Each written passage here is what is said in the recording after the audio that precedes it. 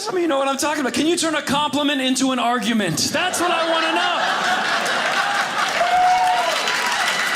I live in Los Angeles, California, and every new idea that comes out of there, they adopt it immediately. And I'm a little more conservative. Like the new one is any man that says they're a woman, immediately you must address them as a woman. And I'm progressive. I'm like, all right, but they should have to pass a test first. Because women have skills men don't have. You can't just say, I'm a woman. Do something a woman can do, then I'll believe you. Right? Can you break into my iPhone in the time I go to the bathroom and come back to the dinner table? Just something basic. Can you be totally starving but have no idea what you want to eat?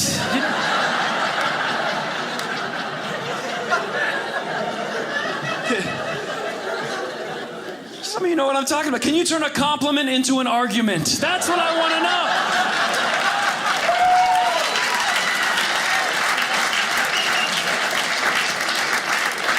It's like, babe, you look beautiful tonight. So I didn't look beautiful last night? You're good. You are good. You look so photogenic, so I don't look beautiful in real life? Actually, I believe there's so many things women can do better than guys. Women can do things. Here's one example that I was at the mall with my nephew babysitting. I'm just walking through the mall, and a woman I didn't know pulled up a knee. She goes, "Is that your son?" I go, "No, it's my nephew." And she without any hesitation, she says, "He is adorable. What's your name?" "You are so cute. Marcus, when you turn 18, I'm coming back for you. You're a little heartbreaker. Save him for me. He's so cute." And she walked away. Went back to shopping. I challenge any man in this room.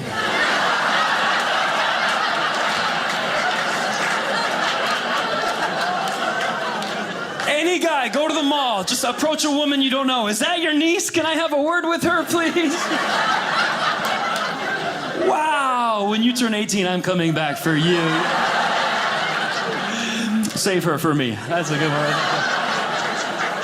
You don't get to walk out of the mall. They escort you out of the... I was just talking to kids. That's right, R. Kelly, tell it to the judge. Tell it to the judge.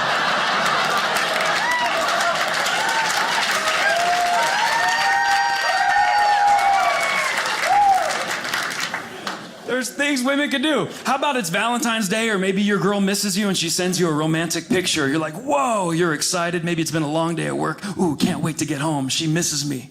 Women can send those romantic pictures. But men, if you send a picture of you laying in the beach, rolling around in the sand, bending over in a Speedo, "When are you coming home, babe?" You're not gonna get a positive reaction.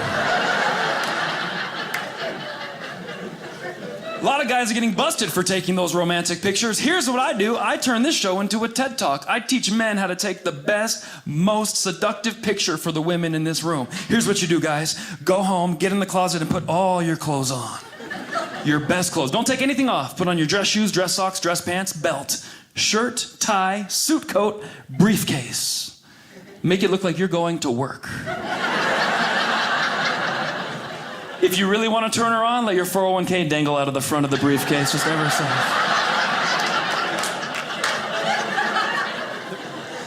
Just a little tip, just a little tip. All right, I want to start off with something I saw on Dr. Phil. Anybody watch Dr. Phil? I was watching Dr. Phil. He said, you can tell how smart a crowd is if they'll do something with you, a little audience interaction. So we're going to do this. Everyone put your thumb up on one side right there, that thumb up. Then put your pinky towards the thumb on the other. Yeah, there we go. I guess some of you having trouble with this part already. All right, here we go. Okay. I feel bad for that guy right there. Look, you hold your hand up. He goes, dude, what is this, dude? What is this? Okay, this means nothing to you, but the rest of you, thumb up, pinky to the thumb. Now, here's what Dr. Phil said. You can tell how smart a crowd is by how quickly they can switch it. Are you getting this? We have a very special crowd tonight in Utah. We're gonna keep the jokes real dumb for you tonight. Are we feeling good? Yes! Bottom of the barrel, nice and easy. But we do feel good. I feel good. I know I'm getting older, but I'm not old.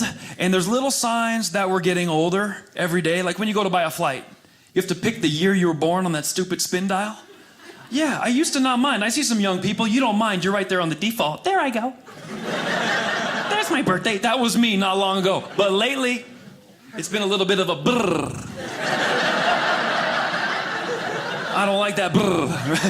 And some of you aren't laughing. You're aren't you? Your arms are crossed. Because young people have good lives. We have a bad memory to go with every single one of those years. Oh, that's when the stock market crashed. Should have sold my home there. That's when you know who got elected. We all have a bad memory. But be positive. You know who I feel bad for? My grandmother. I had to buy a flight for her. That was like I was on The Price is Right. Wow. Got on the wheel, just brrr. We went and had lunch, came back, it was still spinning. You gotta age gracefully, that's what I've decided. You know, wrinkles are coming in, I'm gonna leave them. I'm a man. Gonna have wrinkles, I'm gonna use them for good. If anybody needs help getting around town, I'm just gonna use it like a road map. Where are you trying to go, player? Where you wanna go? The airport, La Cienega, make a left on Manchester. You'll find it. You get lost, come see my forehead. No big deal, right? That's right. I can't wait to go bald. Helping people around the globe. It doesn't matter. Right, sir? Yes. No big deal.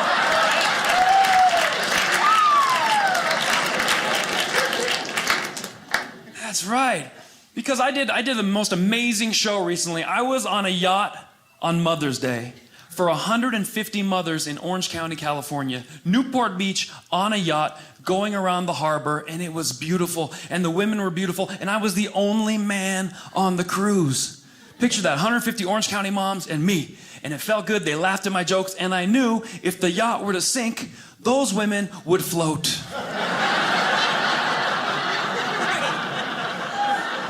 Have you been to Orange County?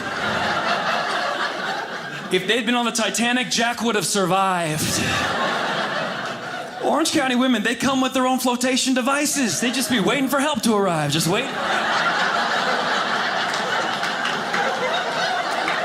Waiting. Not all of them, some of them float different, just. But that's still sea level. They're okay. The only ones I was worried about are the younger ones. They float different. Sun's out, buns out. Yeah.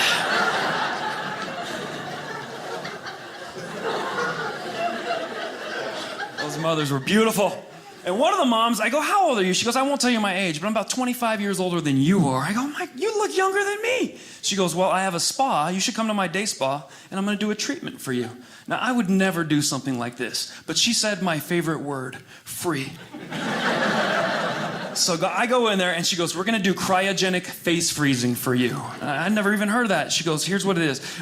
She basically blew a blow dryer on my face full of dry ice. 1 minute, she goes, that would have been $60. What did you think? I said, that would have been a ripoff. She goes, what do you mean? That's a really good treatment. I was like, no, because I'm older now. I'm smart. I know you get the same experience at Costco in the produce section. You know what I'm talking about. Where's my bulk members? That's what's up. Go in there in the summer, do your whole body for $65. You get a sample on the way out. You're good. That's what I like. You get wisdom when you get older, so I don't mind. Like the other day, I invited a girl over to Netflix and chill, and that's all we did. It was awesome. But one thing I don't like about getting older is the fashion keeps moving forward. Every generation wants to have their own fashion, and now the skinny jeans are the thing. And look at these pants. Some of you mocked them when I came out. Oh, look at those pants. I didn't design these, I bought them. This is what they offer. I'm from the 90s. We wore cargo pants back then. Any men still wear cargo pants? Any real men? Yeah, see? Real men wear cargo. Where's the men wearing skinny jeans? Where are you at? Yeah. And the rest wanted to clap, but they're too tight. It's like, I can't even... It's painful.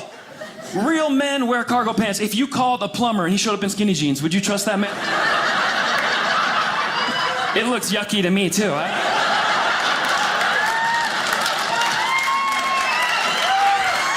Not one of these. Cargo pants, man, get in there. I'll fix this for you. You'll be back at this toilet in no time. That's what you need. A fireman, a police officer, the military, cargo pants. That was me. In the 90s, I had so many pockets, I didn't even know what to do with all the pockets.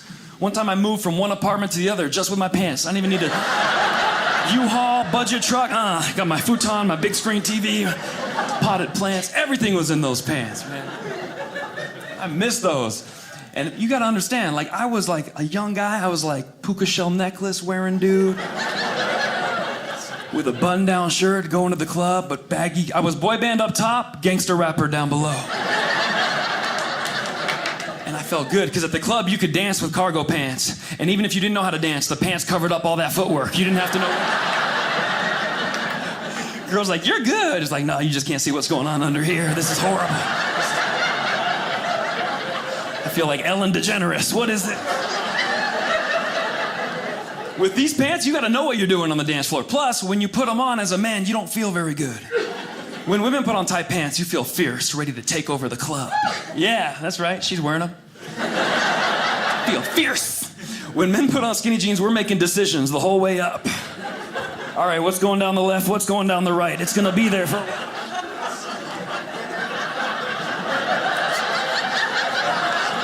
Took you guys a little while, I expected that.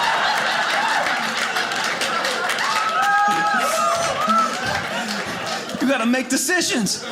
And then you look in the mirror and you feel feminine immediately. When you wear skinny jeans, you can't help it. That's why it's called H&M. Put them on, you're like,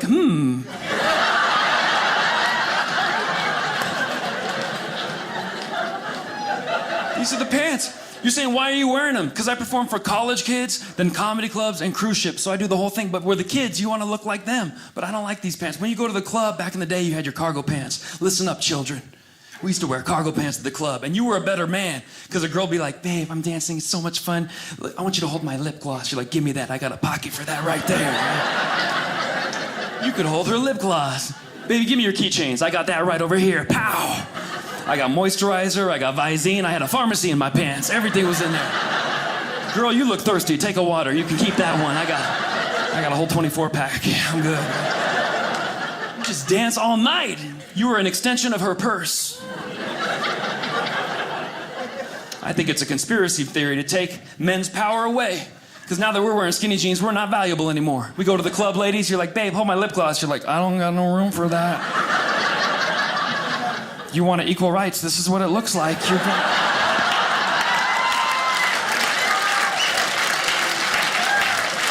You fought for this, remember. Comedy is under attack. People get offended, and there's a new culture out there who can get offended first and for other people. And that's the weirdest thing in the world. I had that at a show I did once. There was a blind gentleman in the front row, and I was teasing the blind guy, and he was having a great time. After the show, he said, most people ignore that I'm even there, so thank you for making me feel like a part of it. And that's where his head was at. But during the show, I'm teasing the blind guy, and a woman in the back is like, excuse me, I'm offended. I'm like, what? Why are you? Because don't talk to him anymore. I'm offended for the blind gentleman. I'm like, you're offended for him? He's laughing. He's facing the wrong way, but he's laughing.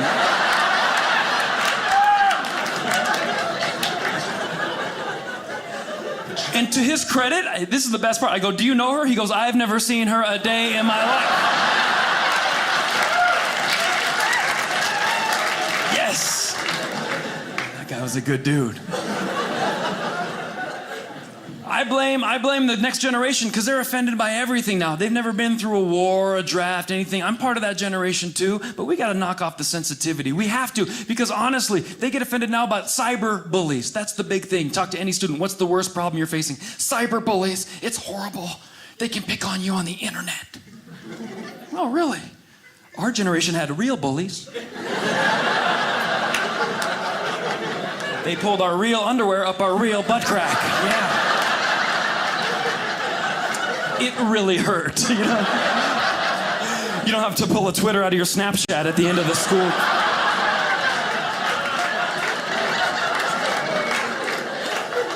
Cyber bullies. I got bullied a lot because I look like a guy who can fight, but I can't, so the bully would naturally pick on me. Ladies, don't be confused. These muscles will not defend you. These are for looks. These are designer muscles. That's what these are. Yeah. These are for Starbucks. They're not for Tai Chi, they're for chai tea. That's what you do with these. Even the exercises I do cannot help me in a fight. Like I do the CrossFit stuff. You get those battle ropes. Have you seen those guys? I'm one of those.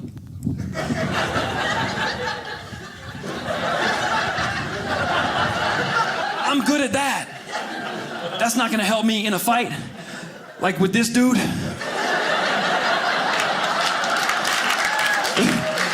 The biggest dude in the room, sat him in the front, ruined the view for 14 rows. Who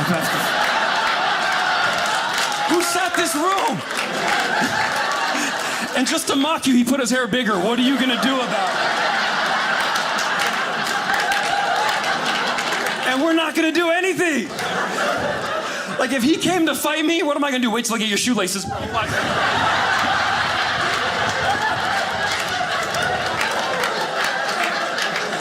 That ain't even gonna work because he's wearing sandals. Give me this thing right here. Give me the... I am defenseless against this man. He's a good sport, right? Oh, he's a good sport, right?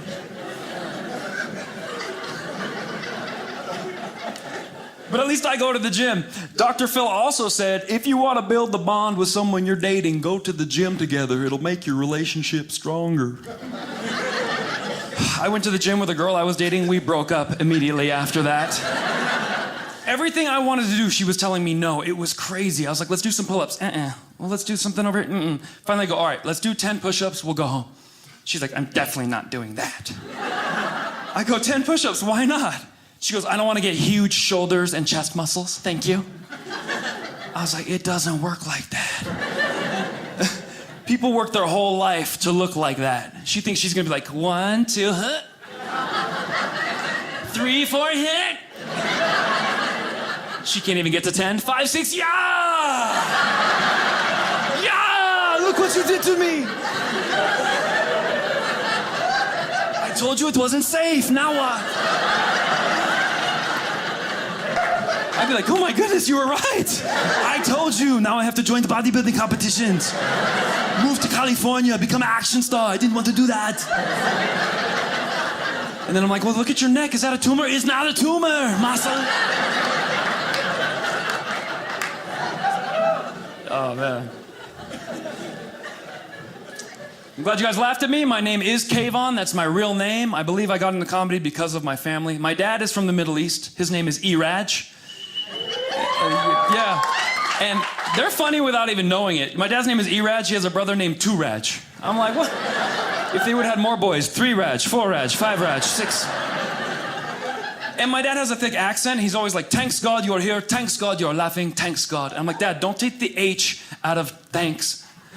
Turn it into tanks. It's so weird.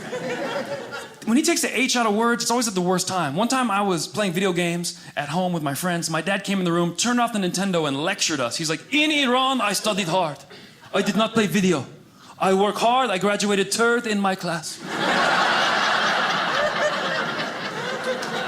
I'm like, did he just turn 3rd into turd? What? My friends are laughing. You were turd? Yes, I was turd. It wasn't easy to be turd.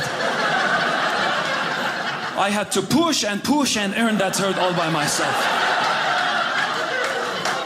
I'm just hiding in the corner like, Dad, stop, you weren't turd. I was turd.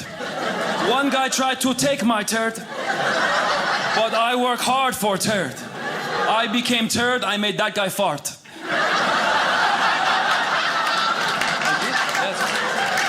Yes. You might think fart is okay, but fart comes and goes. Turd, you have something to show for what you have.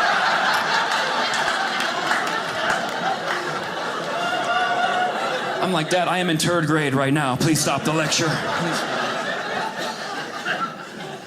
The other day I laughed at something I probably shouldn't have. That's usually the best kind of laugh because you didn't mean to do it. I was on the treadmill jogging and there was a Mexican guy next to me on the treadmill. Going to leave the gym, threw his backpack on, 3 oranges fell out.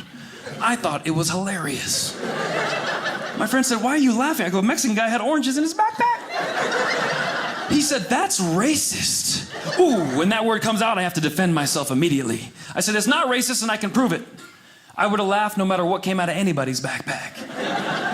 He goes, what are you talking about? I go, if he'd been Hawaiian and 3 pineapples flew out, that would have been funny too. That's right. He could have been Irish. That would have been even better. 3 potatoes came out. That would be... I'd just be dodging them all like that. Ah! Little river dance, right? And that became a metaphor for life. I think we all have our own backpack and we could just laugh about what's in it, right? We got Italian people here tonight. What would come out of our Italian friend's backpack? Meatball, spaghetti, handgun, forget about it, whatever, you know? We got Asian people, what comes out of our Asian friends' backpack? You guys are good at this. Rice, sushi. I was thinking homework and calculators, okay, guys? You're going a little too far, right? And you can just play this all along. I'm Persian. People yell, kebab, pagers, gold chains, a rug. It doesn't matter. It's just funny. And it's not racist because the funniest one I thought of is not even a person of color. The funniest one I thought of is a Russian dude. We all know what would come out of a Russian dude's backpack. Not vodka. Smaller Russian guy with even smaller backpack would fly out.